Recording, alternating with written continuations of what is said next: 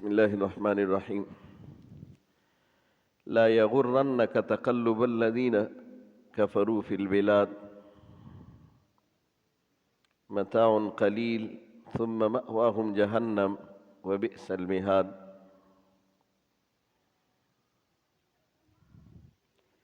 لا یغرنک تقلب الذین کفروا فی البلاد۔ پہلے آیتوں میں مسلمانوں کی وہ حالت جو عبادت کی وجہ سے، اللہ کی اطاعت کی وجہ سے غیروں سے تکلیف اٹھاتے ہیں اور لوگوں کی باتیں سنتے ہیں، اللہ نے فرمایا کہ اس کا بدلہ جنت ہے۔ اب تسلی ہے ان لوگوں کے لیے جو اللہ کی عبادت میں مصروف ہے، اور اللہ پاک ان لوگوں کو دنیا دار لوگوں کے مقابلے میں زیادہ پسند کرتے ہیں اور زیادہ محبت کرتے ہیں ان لوگوں سے، اس لیے ان کو تسلی دے رہے اس آیت کے ذریعے، لا یغرنک تقلب الذین کفروا۔ یہ جو مالدار لوگ ادھر ادھر تجارت کے لیے گھومتے ہیں، پھرتے ہیں، چلتے ہیں، ایک ملک سے دوسرے ملک میں جاتے ہیں، یہ تمہیں دھوکے میں نہ ڈالے، کیونکہ تمہارا مقام اللہ کے ہاں ان مالداروں سے کئی درجے آگے۔ حضور صلی اللہ علیہ وسلم فرماتے ہیں، جب میں جنت میں داخل ہوا تو میں نے اپنے آگے بھی جوتوں کی آواز سنی۔ میں نے کہا کہ یہ آواز کس کی ہے؟ مجھے کہا گیا کہ یہ بلال کی ہے، حضرت بلال کے جوتوں کی آواز ہے۔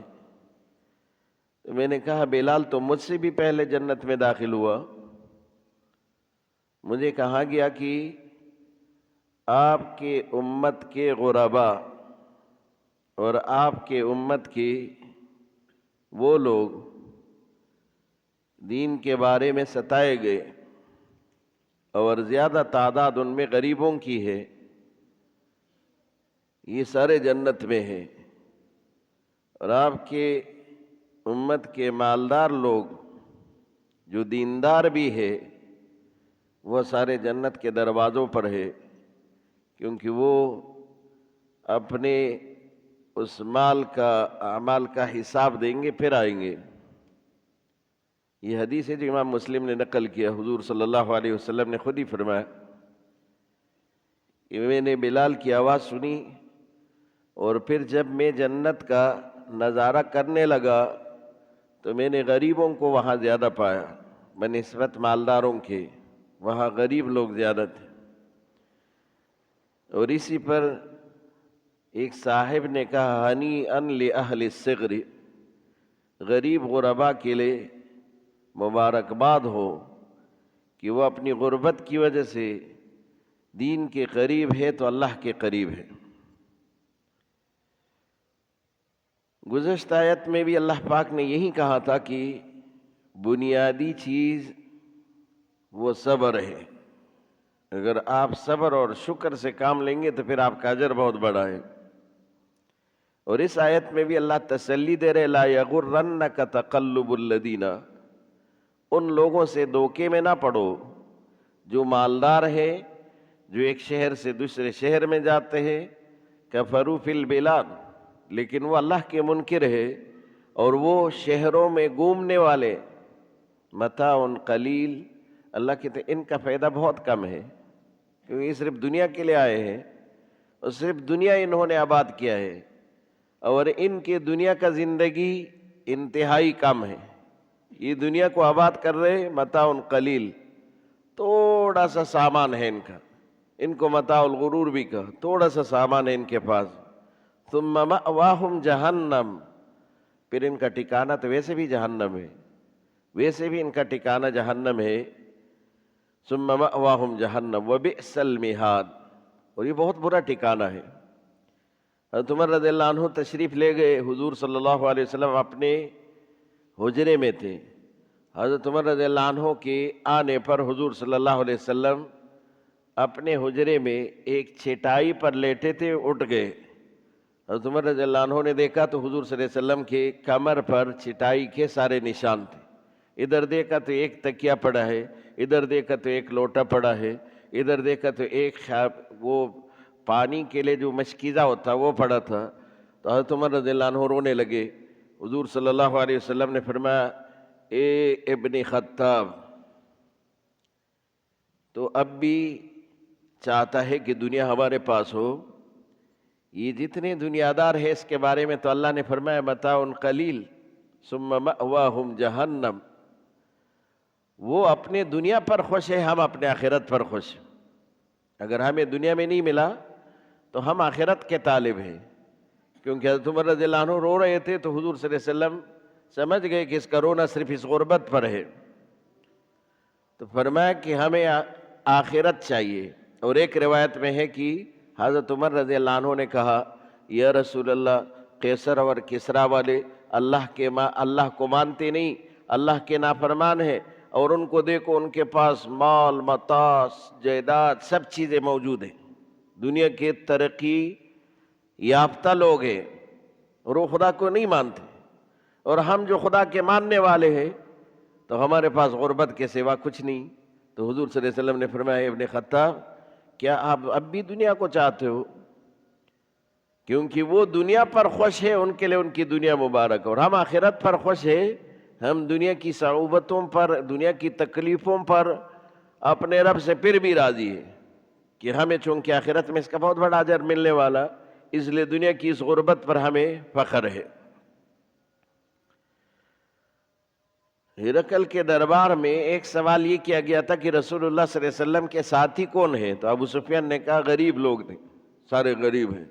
انہوں نے کہا تھا کہ انبیاء علیہ السلام کے ساتھی اکثر ہی غریب ہوا کرتے، غریب ہی انبیاء کے ساتھی ہیں، مالدار بہت کم جوڑتے ہیں، غریب ہی نبی کے ساتھی. اسی طرح دین کے زیادہ قریب غریب ہی ہوتے ہیں. اور حضور صلی اللہ علیہ وسلم نے فرمایا کہ اسلام بھی ایسے ہے، جب پیدا ہوا غریب تھا، اور ایک وقت آئے گا کہ پھر غریب بن جائے گا. یہ اسلام جب آیا تھا غریب تھا، لوگ اس کو نہیں جانتے تھے.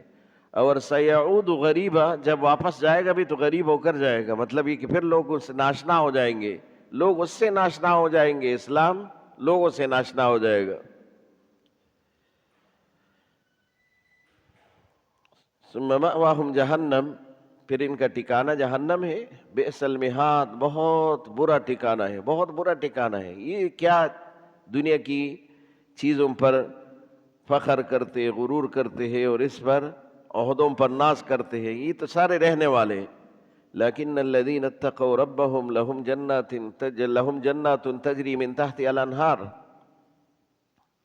یہ وہ آیت ہے جو نجاشی کے بارے میں نازل ہوا ہے، جن کا جنازہ رسول اللہ صلی اللہ علیہ وسلم نے پڑھایا تھا. اور آپ سب کو معلوم ہے کہ یہ وہ بادشاہ تھے جو عیسائی تھے پہلے، لیکن جب رسول اللہ صلی اللہ علیہ وسلم کے ساتھی ان کے پاس گئے تھے تو انہوں نے ان کا اکرام بھی کیا تھا، اور حضور صلی اللہ علیہ وسلم سے محبت کا اظہار بھی کیا تھا. اللہ نے ان کو ایمان نصیب فرمایا تھا. اور یہ مواصلاتی نظام نہیں تھا، لیکن جب ان کا انتقال ہوا ہے تو جبریل نے آ کر رسول اللہ صلی اللہ علیہ وسلم کو فرمایا کہ نجاشی مر گیا ہے، نجاشی کا انتقال ہو گیا. حضور جنت البقیع میں گئے، سارے صحابہ کو جمع کیا، کہا نجاشی کا جنازہ پڑھانا ہے. ایک صحابی نے کہا یا رسول اللہ، اس حبشی غلام کا جنازہ ہم کیوں پڑھے؟ وہ تو عیسائی تھا، وہ تو ہمارے مذہب پر ہی نہیں تھا. تو رسول اللہ صلی اللہ علیہ وسلم نے فرمایا لیکن الذین اتقوا ربهم لهم جنات تجری من تحتها الانہار خالدین فیہا نزلا من عند اللہ، یہ آیت پڑھی تھی رسول اللہ نے، یہ جبریل لے کر آئے یہ آیت، وہ اہل کتاب میں سے تھا اور ایمان لے کر آیا، اور ایسے لوگوں کے لیے ڈبل اجر ہے جو پہلے حضرت موسیٰ کے ماننے والے تھے، پہلے حضرت عیسیٰ کے ماننے والے تھے، پہلے تورات کو ماننے والے، پھر انجیل کو ماننے والے، اور اب جب رسول اللہ صلی اللہ علیہ وسلم آئے تو حضور کو بھی مانا، قرآن کو بھی مانا، تو ایسے لوگوں کے لیے دوہرا اجر ہے۔ نجاشی ایمان لے کر آیا، اس لیے میں اس کا جنازہ پڑھا رہا ہوں۔ حضور صلی اللہ علیہ وسلم نے ان کی جنازہ، حضرت ابو ہریرہ رضی اللہ عنہ فرماتے ہم تھے اس جنازے میں جب رسول اللہ صلی اللہ علیہ وسلم نے 4 تکبیریں پڑھی اور پھر ان کے لیے مغفرت کی دعا کی ہے، اس کے لیے نجاشی کے لیے، انہی 4 تکبیروں میں حضور صلی اللہ علیہ وسلم نے ان کے لیے دعا کی ہے۔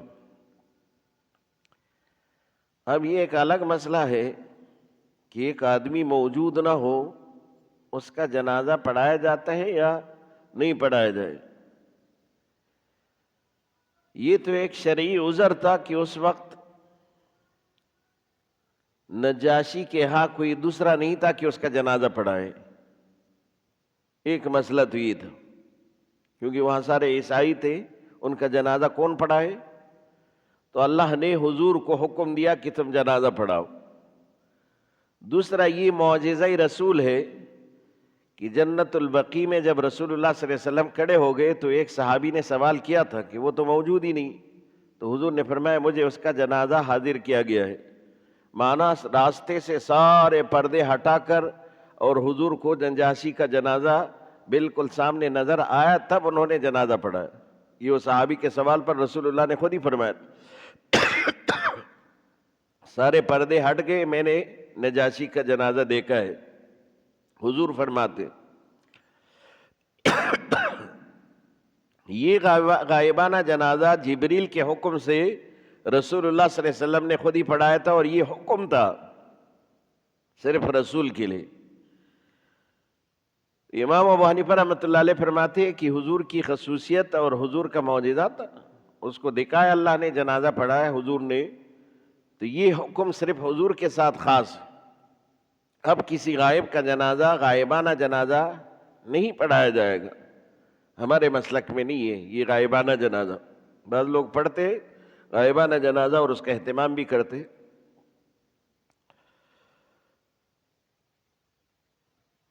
لیکن وہ لوگ اتقوا ربہم جو خدا سے ڈر گئے، نجاشی کے بارے میں ہے کہ وہ عیسائی تھے، خدا سے ڈر گئے، لہم جنات ان کے لیے اللہ کے ہاں جنات، باغات ہے، تجری من تحتها الانہار، جن کے نیچے اللہ نے نہریں جاری فرمائی ہے، خالدین فیہا ہمیشہ اس میں رہیں گے، نزلا من عند اللہ، یہ اللہ کے ہاں مہمان نوازی ہے ان کی، نزلا مہمان نوازی ہے عند اللہ، اللہ کے ہاں۔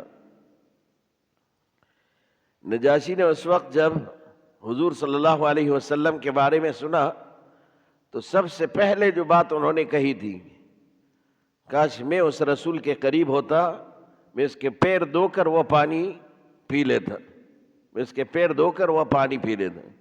یہ تو جس رسول کے بارے میں آپ جس انداز میں بات کر رہے ہیں، یہ تو واقعی اللہ کا صرف رسول نہیں بلکہ خاص رسول ہے، اللہ کا بہت زیادہ قریب ہے، اور میں وہاں ہوتا تو میں اس کے پیر دھو کر اس کا پانی پی لیتا۔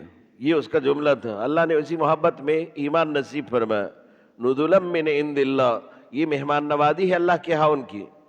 وما عند اللہ خیر للابرار، اللہ کے ہاں نیک لوگوں کے لیے بہت بڑا اجر ہے، اللہ کے ہاں نیک لوگوں کے لیے بہت بڑا اجر ہے، بہت بڑا اجر ہے نیک لوگوں کے لیے اللہ کے ہاں، چونکہ اللہ کا دردان ہے اور نیک لوگ اللہ ہی کے لیے عبادت کرتے ہیں تو اللہ پاک پھر ان کو بہت بڑا اجر دیتے ہیں۔ وَإِنَّ مِنْ أَهْلِ الْكِتَابِ لَمَن يُؤْمِنْ بِاللَّهِ، اہل کتاب میں سے وہ لوگ جو اللہ پر ایمان لے آتے، یہ بھی اسی نجاشی بادشاہ کے بارے میں کہ اہل کتاب تھے لیکن اللہ پر ایمان لایا۔ وَمَا أُنزِلَ إِلَيْكُمْ، تم پر جو قرآن نازل ہوا اس قرآن کو انہوں نے مانا، صرف نہیں کہ اس نے عیسیٰ علیہ السلام کے مذہب پر وہ انجیل پر ایمان لایا تھا بلکہ قرآن پر ایمان، وما انزل الیکم وما انزل الیہم جو ان کو نازل ہوا انجیل، اس پر بھی اس کا ایمان تھا، پھر قرآن پر ایمان لے آیا۔ خاشعین للہ، اللہ سے ڈرنے والے، اللہ کے لیے خشوع کرنے والے، لا یشترون بآیات اللہ ثمنا قلیلا، جسے باقی یہود نے پیسے لے کر اللہ کی کتابوں کو بیچا ہے، انہوں نے ایسا نہیں کیا، اللہ کی کتاب کو نہیں بیچا، اس پر پیسے نہیں لیے۔ اولئک لہم اجرہم عند ربہم، یہ وہ لوگ ہیں کہ اللہ کے ان کے لیے بہت بڑا اجر ہے۔ صبر کی کئی قسمیں، ایک ہے صبر علی الطاعات، اللہ کے حکم پر صبر کرنا، اور حکم وہ ماننا مسلمان کے لیے لازم ہے، اللہ کا جو بھی حال کے لیے حکم ہے وہ ہر مسلمان کے لیے لازم ہے، مومن کے لیے لازم ہے کہ حکم مانے۔ تو طاعات پر کیسے صبر ہوتے ہیں، عبادت پر کیسے صبر ہوتے ہیں؟ طاعات پر صبر یہ ہے، روزہ عبادت ہے اور یہ مشکل عبادت ہے، اس میں بھوک لگتا ہے، اس میں پیاس لگتا ہے، اس میں انسان کو اپنے خواہشات سے اللہ نے منع کیا ہے۔ ان تمام چیزوں کو چھوڑ کر صرف اللہ کی رضا کے لیے اس بھوک پر بھی صبر کرتے، پیاس پر بھی صبر کرتے، اپنی شہوات کو کنٹرول کر کے اس پر بھی صبر کرتے، تو یہ صبر علی الطاعات ہے، عبادت پر صبر ہے، یہ اللہ کے حکم پر صبر ہے۔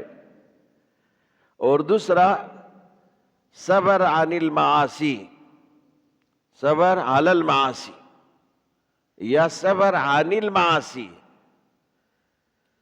کہ ایک آدمی گناہ سے صبر کرتے ہیں، اس کا دل چاہتا ہے اور پھر بھی اپنے خواہش اور اپنے نفسانی خواہش پر قابو کر کے گناہ سے دور جاتے ہیں، اور وہ جو تکلیف ان کو ملتا ہے، باقی لوگ وہ گانا سنتا ہے اور یہ گانے سے اپنے آپ کو بچاتے ہیں، وہ اسی طرح محفلوں میں جاتے ہیں جس میں شراب ہے، جس میں کباب ہے، اور یہ اپنے آپ کو اس سے بچاتا ہے، اس کو تکلیف بھی ہوتا ہے لیکن پھر بھی اپنے آپ کو بچاتے ہیں، اور دل میں آتا بھی ہے کہ میں ان کے ساتھ یہ عمل کرو، لیکن پھر بھی اپنے آپ کو بچاتے ہیں۔ اب یہ جو بچاتا ہے نا، یہ عن المعاصی پر صبر ہے، کہ گناہ سے بچنے پر یہ صبر کرتے ہیں، اس میں جاتا نہیں ہے، اس محفل میں صبر کرتے ہیں۔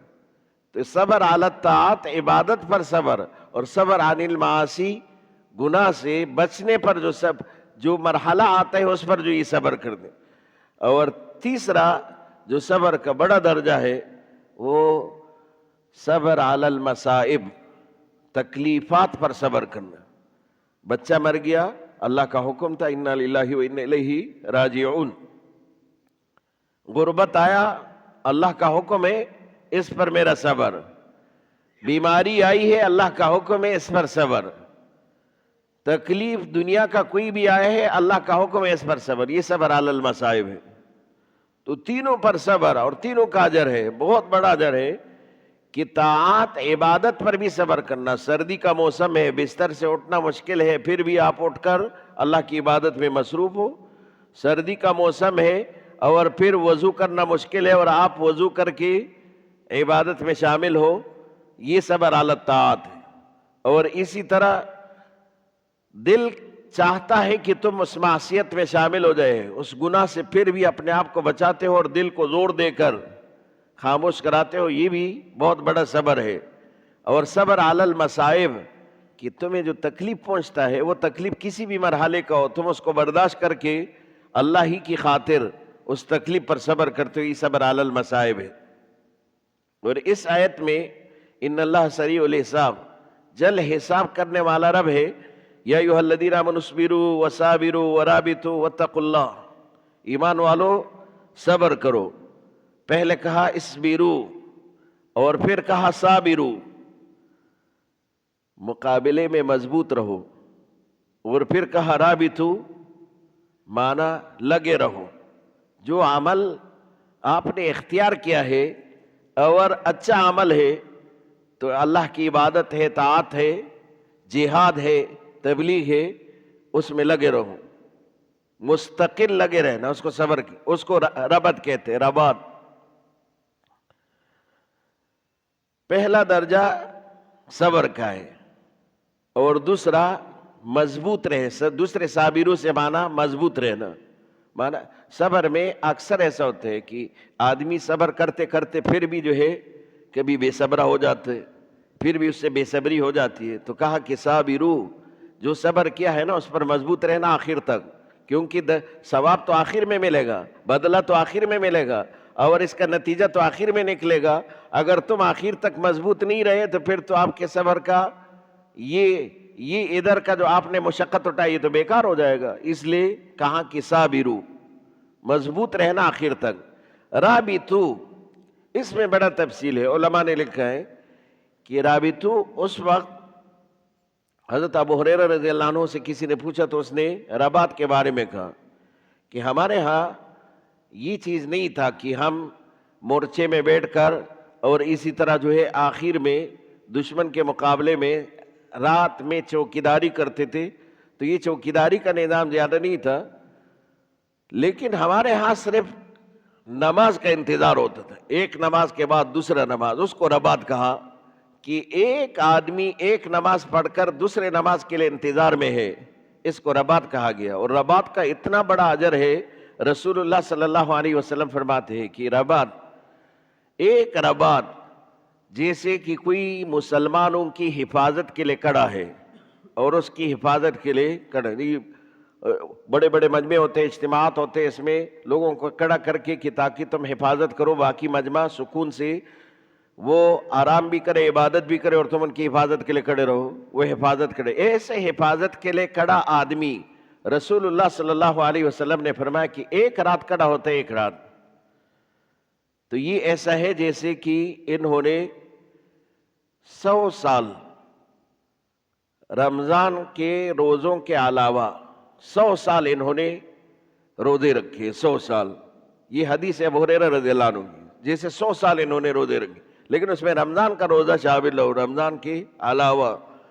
اگر کوئی رمضان میں اسی طرح رباط ہو، رمضان کا مہینہ ہو، رمضان کا روزہ ہو، اور یہ پھر اسی طرح رات میں کھڑے ہو کر مسلمانوں کی چوکیداری کر رہے، ان کے تحفظ کے لیے کھڑا ہے، تو کہا کہ ان کو 1000 سال روزوں کی ثواب ملے گا۔ 1000 سال جیسے کہ آدمی روزہ رکھتے، 1000 سال روزوں کی جو ہے ان کو ثواب ملے گا۔ اور صحیح مسلم میں جو روایت نقل کی ہے اس میں یہ لکھا ہے کہ رباط مانا کہ آدمی جو ہے نماز پڑھ کے اب یہ دوسرے نماز کے فکر میں ہے، دوسرے نماز کے فکر، مانا کہ یا تو مسجد میں بیٹھے انتظار کر رہے ہیں، یا گھر میں گیا ہے لیکن اس کے ساتھ فکر ہے کہ ابھی تو دوسرے نماز کا وقت آئے گا، میں دوسرے نماز کے لیے جاتا ہوں، دوسرے نماز کے انتظار میں ہی بیٹھے، مطلب اس کے لیے وضو کر کے تیاری کر کے اور یہ دوسرے نماز کے لیے بیٹھا ہے، تو یہ رباط ہے، مانا کہ یہ آدمی بھی اسی اجر کا مستحق ہے جو رات جاگ کر مسلمانوں کی حفاظت میں وہاں مصروف ہے، تو یہ جو نماز کی انتظار میں بیٹھا ہے اس آدمی کو بھی اتنا ہی اجر ملے گا۔ اور ابو ہریرہ رضی اللہ عنہ کی حدیث میں یہ بھی ہے کہ رباط سے مراد صرف یہ نہیں کہ نماز کے انتظار میں، اگر کوئی آدمی سخت سردی میں وضو کرے نماز کے لیے جس پر مشقت بھی ملے اس کو، حالانکہ ایسے سردی ہو کہ اس کو تیمم کی بھی اجازت ہو اور یہ وضو کر کے پھر جو ہے اس میں نماز پڑھتا ہے، تو یہ بھی رباط ہے، اس کو بھی اتنا بڑا اجر ملے گا۔ اور فرمایا کہ کثرت سے مسجد جانے والا، یہ بھی رباط ہی کہلائے کہ جو مسجد میں کثرت سے جاتے ہیں، مطلب یہ کہ نماز کے لیے بھی جاتے ہیں، پھر جو ہے وہ تلاوت بھی ان کا مسجد میں، ذکر اذکار کا معاملہ بھی ان کے مسجد میں کثرت سے جاتے ہیں۔ بلکہ ایک روایت میں حضرت ابو ہریرہ رضی اللہ عنہ کی ہی روایت میں یہ لکھا ہے کہ ایک آدمی سے مسجد دور ہو اور زیادہ قدم اٹھا کر مسجد کی طرف چلتے ہیں، مسجد ایک اپنے مسجد چھوڑ کر دوسرے مسجد میں جانا یہ کوئی ثواب نہیں ہے، وہ معنی یہ کہ ایک آدمی اور گھر کا اور مسجد کا فاصلہ زیادہ ہو اور یہ اس فاصلے کو بھی نظر انداز کرتے ہیں، زیادہ قدم اٹھا کر مسجد میں جاتے ہیں، تو یہ بھی رباط میں شمار ہوتے ہیں۔ مطلب ان کو بھی رباط کا ہی اجر ملے گا. تو ایک ہے صبر اور دوسرا ہے صبر پر مضبوط رہنا. اور تیسرا لفظ رباط. رباط کا معنی یہی ہے کہ مسجد میں نماز پڑھ کر دوسرے نماز کے لیے انتظار کرنا، یا دوسرے نماز کی فکر میں، چاہے وہ مسجد میں ضرورت کے لیے بازار گیا ہو یا اپنے گھر میں گیا ہو، لیکن یہ وضو کر کے تیاری کر کے دوسرے نماز کے لیے یہ تیار ہو رہے ہیں.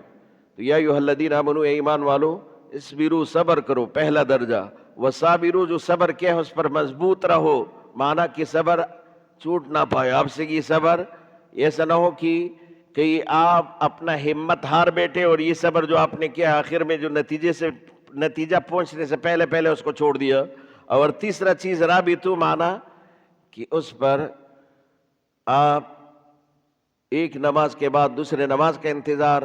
وضو ہے تو نماز کے لیے مشقت کی چیز، آپ وضو بھی کامل اور مکمل کر کے اس سے نماز پڑھے. کثرت سے مسجد میں جائے، کثرت سے. اور یہ کہ مسجد اگر دور بھی ہے تو قدم زیادہ اٹھا کر آپ مسجد میں پہنچے، اس کو ربط کہا. اور یہی کہ ربط کا معنی لگے رہو، جو عبادت آپ نے شروع کیا ہے اس عبادت میں تسلسل ہو، اس عبادت میں تسلسل ہو، چھوٹ نہ پائے. معنی یہ کہ کم عبادت ہے لیکن پھر بھی آپ اس کو مستقل بنیادوں پر کرتے رہو، چھوٹ نہ جائے. واتقوا اللہ، اللہ سے ڈرو، لعلکم تفلحون، تاکہ اللہ پاک تمہیں کامیاب کرے. تقوی ہی اسی کے لیے ہے، کامیابی کے لیے. تقوی کامیابی کی معیار ہے، ضمانت ہے. اگر تم تقوی اختیار کرو گے تو اللہ پاک تمہیں کامیاب کریں گے.